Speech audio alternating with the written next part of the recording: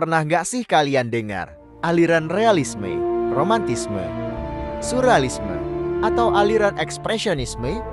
Sebenarnya dari mana datangnya aliran-aliran tersebut? Semua itu ada rangkaian ceritanya. Tidak perlu kalian hafalkan. Cukup ikuti cerita dongeng dariku. Sebelumnya, berikut merupakan pokok bahasa yang akan dijabarkan pada video ini. Sejarah seni rupa Barat terbagi menjadi 4 periode. Seni rupa Yunani dan Romawi, seni rupa modern, seni rupa abad 20, seni rupa postmodern atau kontemporer.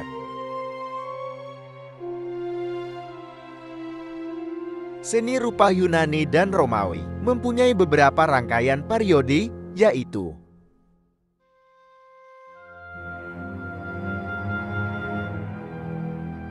1. Seni rupa klasik terdiri atas zaman Yunani dan Romawi yang berkaitan satu sama lain. Seni rupa Yunani. Seni dalam bahasa Yunani disebut tekne, artinya mengetengahkan atau mengemukakan sesuatu dengan sadar. Kesenian Yunani mengutamakan imitasi mimesis dipadu dengan idealisasi bentuk hingga menghasilkan jenis kesenian yang tenang dan sempurna secara teknis. Pada umumnya bentuk peninggalannya berupa bangunan-bangunan kuil dan patung-patung dewa-dewi dengan perwujudan bentuk tubuh manusia yang ideal.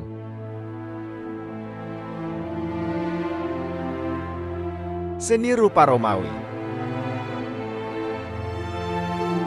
Pewaris kesenian klasik Yunani setelahnya adalah bangsa Romawi, sehingga sering dikatakan kesenian Romawi itu sekedar tiruan dari seni klasik Yunani.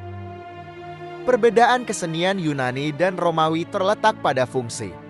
Kesenian Yunani bersifat religius, sedang kesenian Romawi di samping menghasilkan karya seni, sekaligus menghasilkan karya seni religius dan bersifat terapan, atau fungsi praktis atau memiliki fungsi dalam kehidupan sehari-hari. Misal Thermae Karcala yang merupakan tempat pemandian air panas, hangat dan dingin, basilika atau pengadilan, forum atau alun-alun, dan aneka monumen.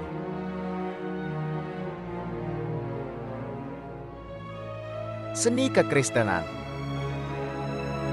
Dalam perspektif perkembangan kebudayaan, abad pertengahan ini disebut dengan abad kegelapan atau The Dark Age, karena para seniman yang hidup pada masa ini tidak memiliki kebebasan untuk berkarya dan berkarya untuk kepentingan gereja.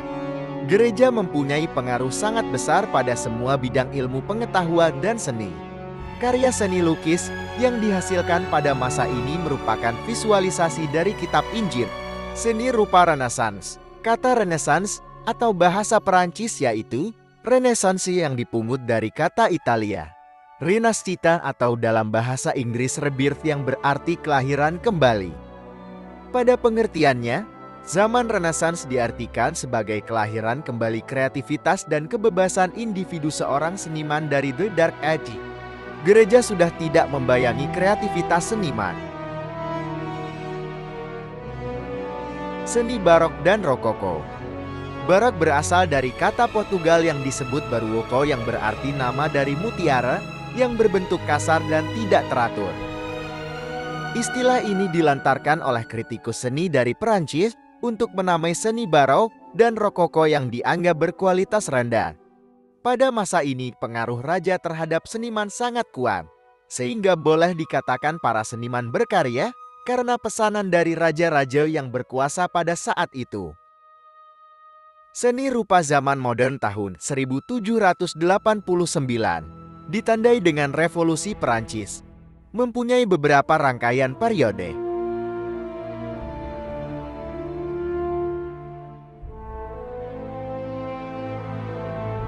Neoklasik. Neoklasik muncul untuk memberi reaksi terhadap seni barok dan dinilai sudah menyimpang dari kaidah-kaidah seni klasik. Seni barok dan rokoko dinilai sebagai seni yang jelek atau age dan mengalami penurunan nilai atau dekaden. Maka seniman neoklasik berusaha mengembalikan dan memurnikan kembali nilai-nilai ideal klasik yang dianggap telah hilang. Ciri lukisan neoklasik adalah mengangkat tema-tema berat dan serius yang diambil untuk tujuan tertentu seperti pendidikan, moral dan etika. 2. Romantisme. Seni neoklasik bertahan di Perancis dan sekitarnya selama puluhan tahun lamanya. Seni yang oleh penganutnya dianggap sudah mapan ini kemudian mendapatkan reaksi dari beberapa seniman yang kemudian disebut kaum romantis. Kaum romantis menganggap lukisan neoklasik dianggap terlalu rasional, bahkan mendewakan rasio, akibatnya meninggalkan sisi perasaan dan emosi manusia. Selain itu, mereka berpendapat bahwa lukisan neoklasik tidak menonjolkan peran pribadi senimannya karena hanya mengangkat tema klasik kehidupan bangsa. Romantisme berkarya dengan pendekatan perasaan, menampilkan tema-tema kehidupan yang penuh misteri, cerita roman dan cerita-cerita eksotik. Romantisme berasal dari bahasa Prancis roman sama dengan cerita, yang banyak mengangkat kisah-kisah romantis yang berurusan dengan ekspresi emosi seseorang dengan mengat.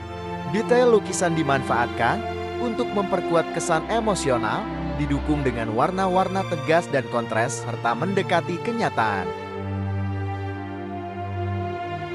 Realisme.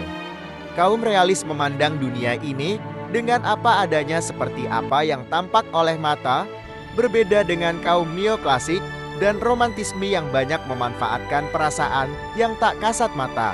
Menurut Courbet, yang merupakan tokoh lukisan realis, berpendapat bahwa seni lukis realisme adalah penggambaran segala sesuatu yang ada dan nyata. Prinsip berkaryanya mengekspresikan secara total sesuatu objek yang betul-betul ada.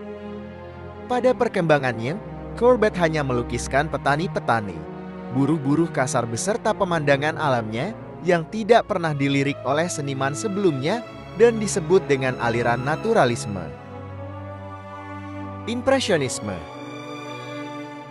Impresionisme adalah lukisan yang kabul, tidak detail, dan merupakan pelukis-pelukis cahaya. Pelukis impresionis tidak melukiskan bentuk suatu objek melainkan melukiskan cahaya yang dipantulkan oleh objek itu dan ditangkap oleh mata kita optis.